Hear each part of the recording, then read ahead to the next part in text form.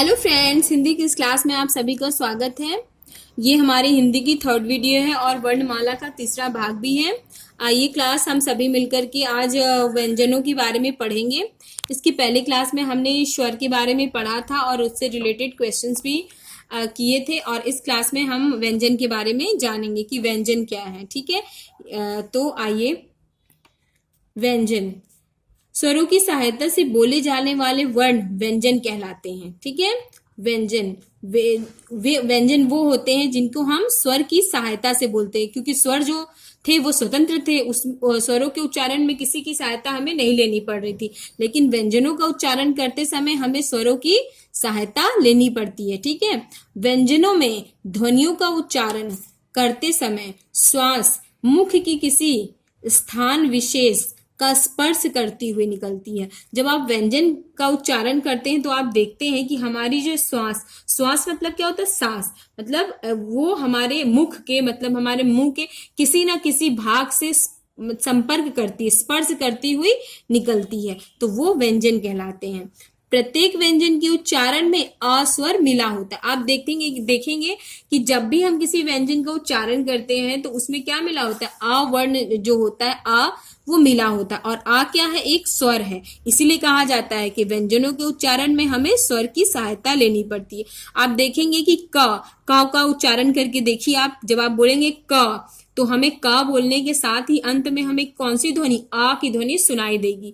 तो इससे साबित होता है कि हमें व्यंजनों के उच्चारण में स्वर की सहायता लेनी पड़ती है। ठीक है, परंपरागत रूप से व्यंजनों की संख्या कितनी मानी गई है? 33 मानी गई है। ठीक है, व्यंजनों का वर्गीकरण आगे हम देखेंगे कि कितने। सबसे पहले हम पढ़ेंगे स्पर्श व्यंजन। ठीक है, क्योंकि ज्यादातर क्वेश्चंस इसी स्पर्श व्यंजन से पूछे जाते हैं।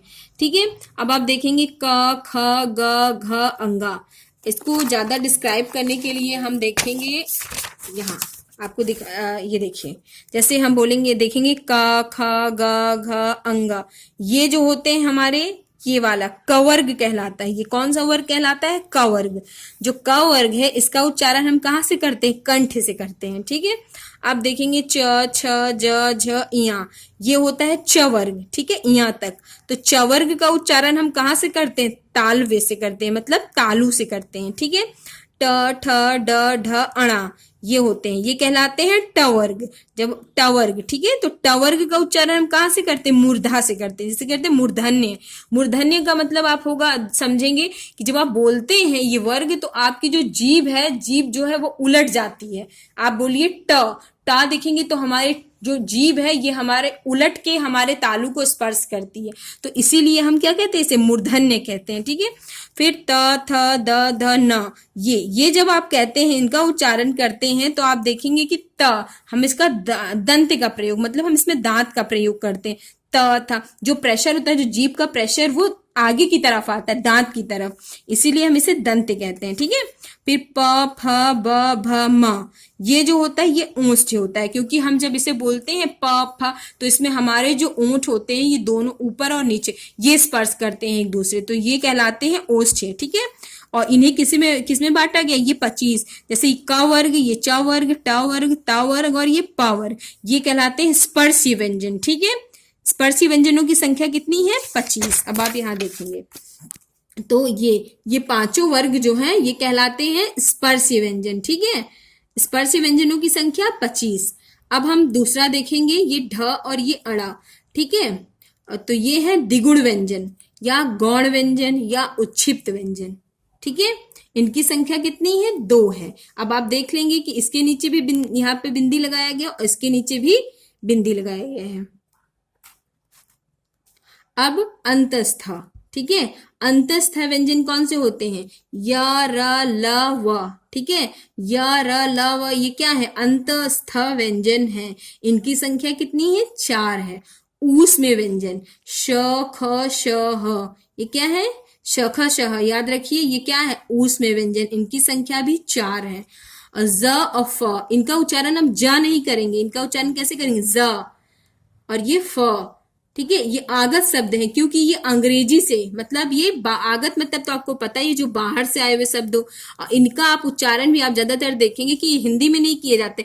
वे शब्द जिनका प्रयोग हम अंग्रेजी से हिंदी में करते हैं, उसमें हम इन शब्दों का प्रयोग करते। जैसे जहाज, जब जहाज, तो जब आप देखेंगे उसमें ये जा का प्रयोग किया जाता है। ठीक है, तो इसलिए ये आगत शब्द कहलाते हैं। इनकी संख्या कितनी है? 2 है। अब आप देखेंगे संयुक्त व्यंजन। पहले हमने संयुक्त स्वर पढ़ा था, अब उसी तरीके से हम संयुक्त व्यंजन। तो संयुक्त व्यंजन कितने हैं? 4 हैं। ये भी क्या है? छ, त्र, ज्ञ और ये श्रा। ये कौन सा? श्रमिक वाला श्रा। ठीक है, इनकी संख्या कितनी है? 4 है। तो आप देखिए, हम इन्हें आपको बताएंगे कि किस तरीके से 52 वर्ण बने हैं। ठीक है, तो पहला जो 25 था, ये कौन सा था? स्पर्शीय व्यंजन थे। स्पर्शीय व्यंजनों की संख्या 25, द्विगुण व्यंजनों की संख्या 2 है, तो टोटल मिलाकर कितने होगा? 27 होगा। ठीक है, अंतस्थ व्यंजन हो गए 4, ऊष्म व्यंजन हो गए 4, ठीक है, आगत व्यंजन हो गए 2 और संयुक्त व्यंजन हो गए 4। अब आप इनको जोड़ेंगे तो टोटल कितने हो जाएंगे? 41 हो जाएंगे। ठीक है, और 11 कितने होते हैं? स्वर होते हैं। 41 व्यंजन और 11 स्वर, इनको जोड़ दिया जाए तो क्या बन जाएगा? 52। तो कुल कितने वर्ण हो गए? 52। इसलिए कहा जाता है, हिंदी बार पूछा जाता है प्रश्न कि हिंदी वर्णमाला में कितने वर्ण होते हैं, तो क्या कहा जाता है? 52 वर्ण होते हैं। ठीक है, लेकिन अगर आपसे पूछा जाए कि व्यंजनों की संख्या कितनी है, तो आप 41 नहीं लिखेंगे, क्योंकि व्यंजनों की संख्या जो होती है वो 33 होती है। ठीक है, ये भी बात आप ध्यान रखेंगे। ये जो मैंने 41 लिखा है, ये आपको पूरा जितने भी टोटल वर्ण गिने जा रहे हैं, मैंने उनको गिन के 41 बताया है। ठीक है, लेकिन व्यंजनों की संख्या कितनी होती? 33। जैसे स्वर की संख्या 11। ठीक है, ये बात याद रखिएगा नोट करके।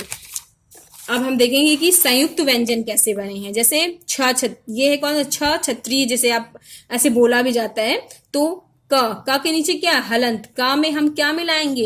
ये खटकोण वाला श्यास जिसको कहा जाता है, ये मिलाएंगे। आप ये नहीं कि कोई भी सा आप देख लेंगे, क्योंकि एग्जाम में सब बहुत ही कॉमन से मिस्टेक्स रहती हैं और बच्चे फिर कंफ्यूज है। लेकिन आप ये याद रखेंगे कि का में जब हम खटकोण वाला सा मिलाते हैं तब बनता है छ। ठीक है, त्र में हम ता में र मिलाते हैं तो बनता है त्र। ज्ञा में हम जा में इया मिलाते हैं। ध्यान रखिएगा कि हलंत लगाना मत भूलिएगा। जा में, इया में, इसमें नहीं, लेकिन जा में हलंत लगाना जरूरी है। या का में हलंत लगाना या ता में हलंत लगाना। ठीक है, तो ज में हम क्या मिलाएंगे? इया मिलाएंगे तो क्या बन जाएगा? ज्ञा। उसी तरीके से क्षत्रिय, ये श्रमिक श्रा। ठीक है, श्रा में हम कौन सा सा है? ये तालवे। ठीक है, तो ये श्रा में हम क्या मिलाएंगे? शा में र मिलाएंगे तो बन जाएगा श्रा, जिसे हम क्या कहते हैं? मिश्रित व्यंजन भी कहते हैं। अब देखेंगे कि हम जो अंतस्था व्यंजन हम लोगों ने पढ़ा, आगे आपको पढ़ाया मैंने कि जिनकी संख्या 4 होती है, तो उन अंतस्था व्यंजनों को और भी अन्य नाम दिए गए हैं। जैसे अर्धस्वर। अर्धस्वर कौन से हैं? या और व। ठीक है, ये अर्धस्वर कहलाते हैं।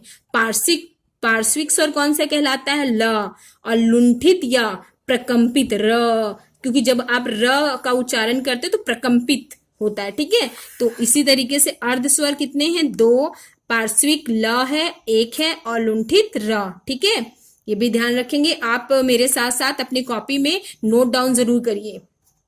ठीक है, अब हम पढ़ेंगे स्पर्श संघर्षी, जिनको हमने पहले ये देखिए नीचे पढ़ा था ना, तालवी वर्ण, तालवीय व्यंजन, जिसे हम तालवी मतलब तालु से जिनका उच्चारण कर रहे थे च वर्ग का, तो उन्हें और भी क्या कहा जाता है? स्पर्श संघर्षी व्यंजन भी कहा जाता है। ठीक है, स्पर्श, इन्हें तालवी भी कहा जाता है और स्पर्श संघर्षी भी कहा। च, छ, ज, झ, इया, ये स्पर्श संघर्षी भी। अब आप सोच रहे होंगे कि अगर ये आ गया और दोनों ही ऑप्शन दे दिए गए तो मैं आपको बता दूं फ्रेंड्स कि दोनों ऑप्शंस जो होते हैं वो कभी नहीं दिए जाते हैं।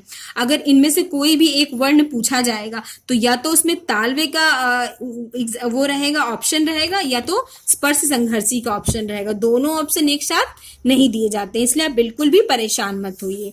ठीक है, च वर्ग को और क्या कहा जाता है? स्पर्श संघर्षी भी कहा जाता है। ठीक है, अब आप देखेंगे कि नासिक्य वर्ण वो होते हैं जिनका उच्चारण हम नाक से, मतलब नाक ऐसा उच्चारण करते समय जिसमें हम नाक का प्रयोग भी करते हैं। जिसके द्वारा होता है। हमारी जो ध्वनि निकलती है वो नाक से निकलती है।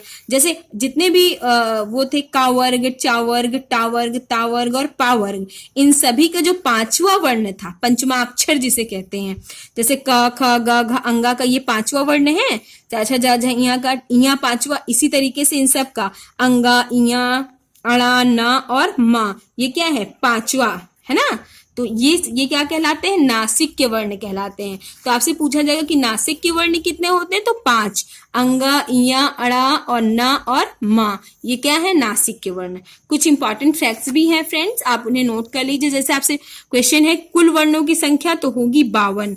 मूल वर्णों की संख्या आपसे पूछा जाए 44, ठीक है।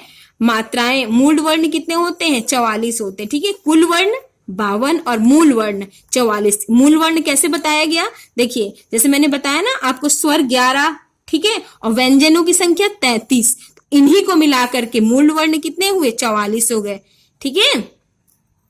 कुल वर्णमाला में वर्ण 52, ध्यान रखिएगा, और मूल वर्ण कितने हैं, 44। वो मूल वर्ण कैसे बने, 11 स्वर और 33 व्यंजन मिलाकर, ठीक है। मात्राएं कितनी होती हैं, 10 होती हैं। नासिक के वर्ण नाक से बोले जाते हैं, ठीक है। और इससे रिलेटेड और व्यंजन से मेरे ख्याल से सारे क्वेश्चंस हो गए होंगे, और जितने भी क्वेश्चंस बचे हैं वो हम जब आपको एमसीक्यू कराएंगे तो सारे क्वेश्चंस कंप्लीट करा देंगे। तो आज की क्लास को मैं यहीं पे विराम देती हूँ फ्रेंड्स, थैंक यू।